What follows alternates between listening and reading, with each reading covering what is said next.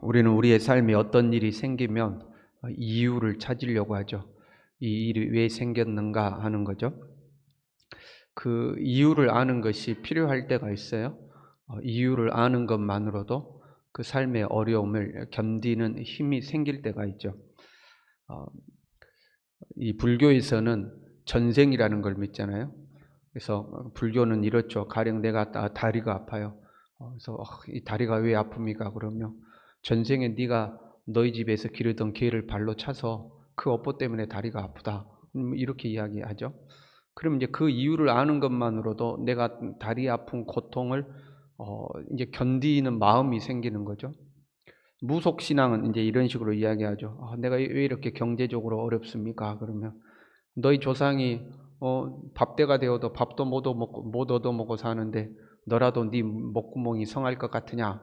제사 안 지내서 그런다 뭐 이런 거죠.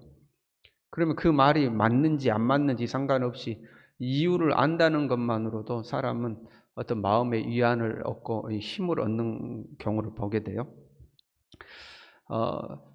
이러한 경우에 우리가 이유를 안다 할 때는 내 삶에 왜 이 문제가 생겼는가 이유를 안다 할 때는 그 이유는 원인을 말하는 거죠. 이 삶이 발생하게 되는 원인이 무엇이냐 하는 거죠. 이유는 이제 여기서 말하는 이유는 원인이에요. 그러나 다른 종류의 이유가 있어요. 가령 이런 거죠.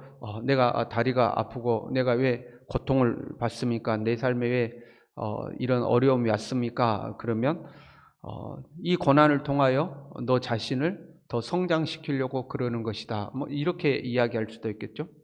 나는 왜 이 복을 받았습니까? 그러면 그 복을 통하여서 네 주변의 어려운 사람들을 돕기 위하여 너는 복을 받았다. 이렇게 할 수도 있겠죠. 이러한 경우에는 이 이유를 목적이라고 하는 거죠. 그러니까 똑같은 이유라는 단어지만 원인을 찾는 경우가 있고 목적을 찾는 경우가 있죠. 원인을 찾기보다는 목적을 찾을 수 있어야 됩니다. 물론 이제 원인이 필요할 때가 있어요. 원인을 알아야 문제를 쉽게 해결하는 거죠. 근데 원인을 몰라도 문제를 해결할 수 있는 경우들이 많이 있어요. 근데 원인에 초점을 두면 문제가 뭐냐면 남을 탓하고 원망하게 되고 자기 노력을 하지 않게 되는 겁니다. 내가 왜 어렵습니까? 그러면 뭐 때문이다 그러면 뭐 때문이야 하고 이제 책임을 전가하기도 하고 그 이유를 그쪽으로 돌리기 때문에 자기 노력을 안 하려고 하는 거죠.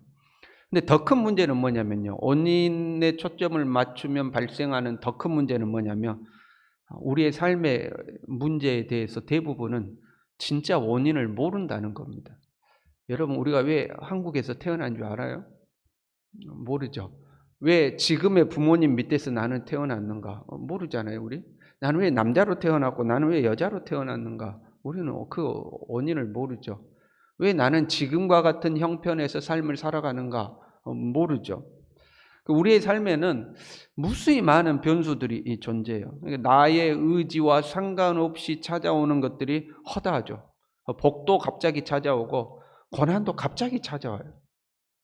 그래서 이제 저는 목사니까 성도님들이 오셔서 목사님 내 삶은 왜 이렇죠라고 물어보면 글쎄요라고 대답할 수밖에 없는 경우가 상당히 많죠. 원인을 모르는 거죠. 우리의 삶에 왜 그런 일들이 생기는지 모를 때가 많아요.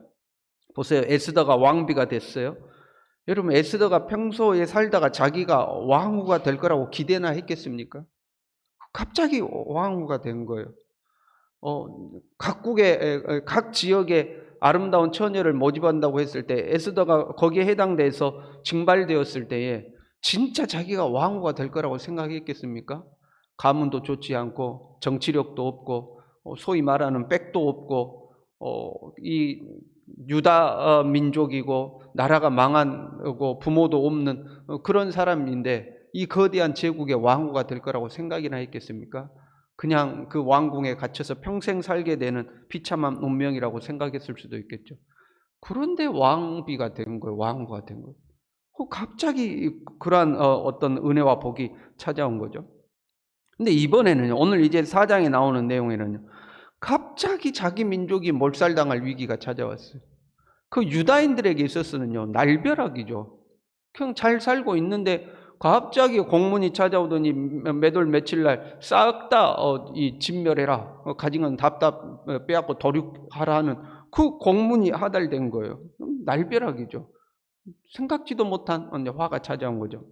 복도 갑자기 찾아오고 화도 갑자기 찾아온 거예요. 모르드게에 있어서는요, 아마 자기가 하만에게 절을 하지 않았을 때 자기에게 찾아올 불이익에 대해서 각오했겠죠. 그렇지 않습니까? 왕의 명령을 어기는 거고 나라의 제2인자를 거역하는 일이니까 자기에게 어떤 벌이 올 것을 각오는 했겠죠. 근데 벌 받더라도 내가 이 공직에서 해고될지라도 나는 당신에게 절 못한다고 자기가 당할 어떤 불이익을 각오했겠죠. 그런데 예상 밖의 일이 생긴 겁니다. 자기 자신만이 아니라 자기 민족 전체가 멸절당할 위기가 찾아온 거죠. 삶은 우리 생각대로 안 될 때가 많아요.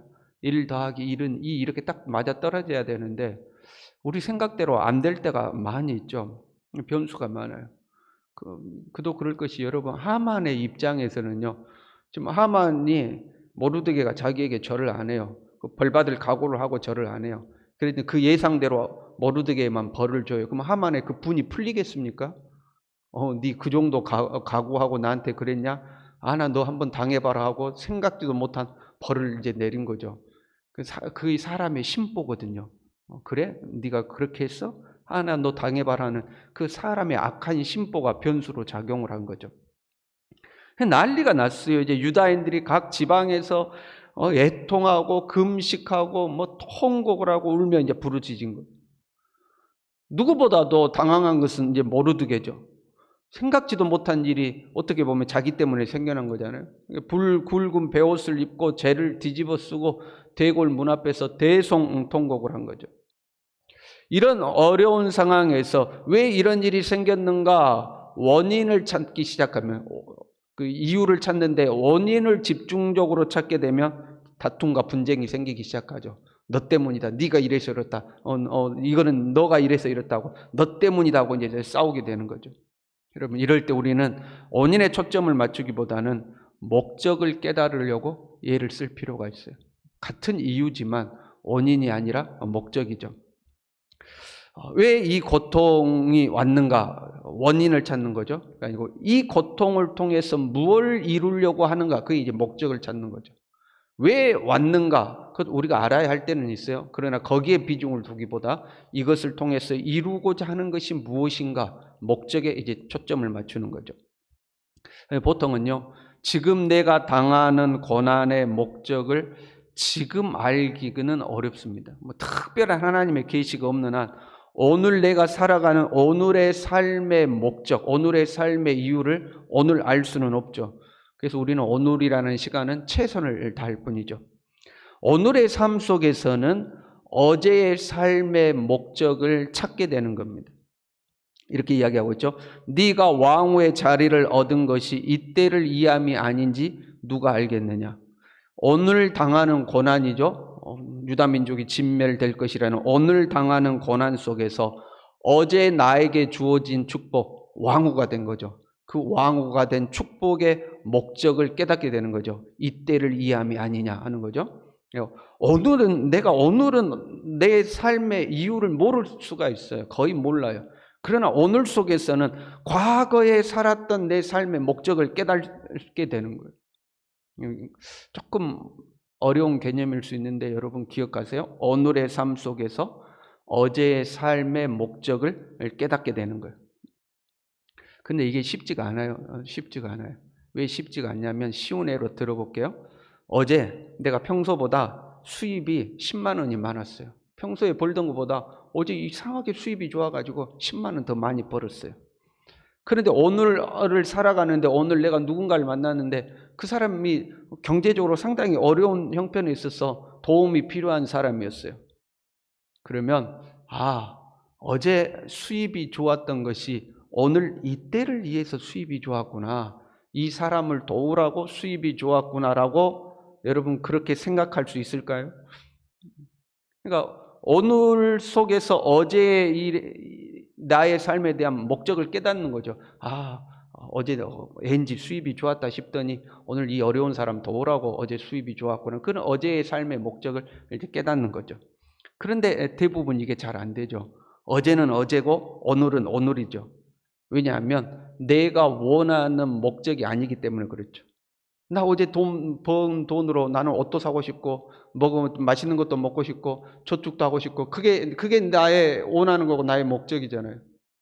그런데 내 삶에 내가 원하지 않는 목적대로 내 삶을 사용하려고 할 때 우리는 그것을 거절하는 거죠. 그것이 목적이라고 생각하려고 하지 않는 거죠. 우리의 인생 전체도 그래요. 우리는 왜 예수님을 믿게 되었을까요? 이 땅에 그 많고 많은 사람들 중에 왜 내가 예수님을 믿게 되었을까요? 하나님은 왜 나를 선택하셨을까요? 나를 통하여 이루고자 하는 하나님의 목적이 있겠죠.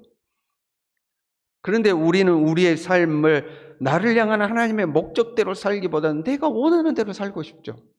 내가 하고 싶은 대로 살고 싶은 거예요. 그래서 예수님을 믿기는 믿지만 나를 향한 하나님의 뜻을 찾고 그 뜻대로 살아가기보다는 내가 하고 싶은 대로 살아갈 때가 상당히 많이 있죠.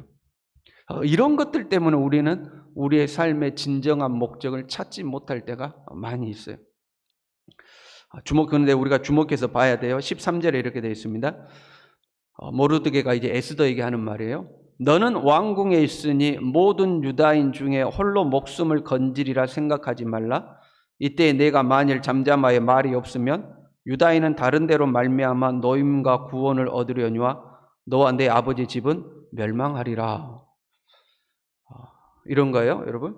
목적대로 사용되지 않는 것은 폐기 처분한다는 거죠.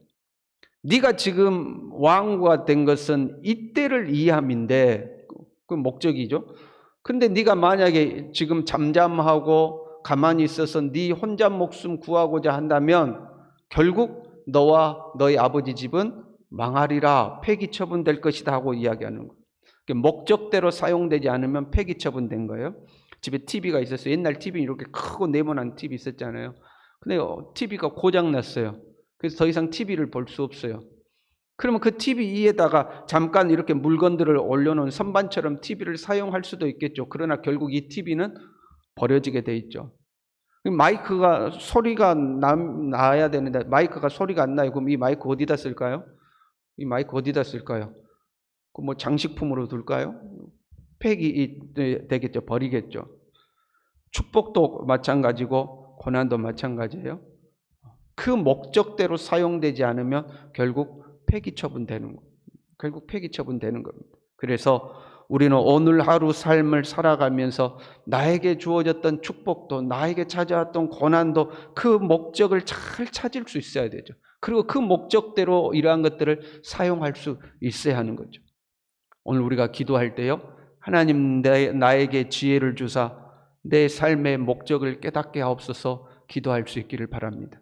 그리고 하나님의 지혜가 찾아와서 내게 일어나는 모든 일들에 대한 하나님의 계획과 목적을 깨닫고 그 목적에 맞게 살아가는 우리의 삶이 될 수 있기를 바랍니다. 기도하겠습니다.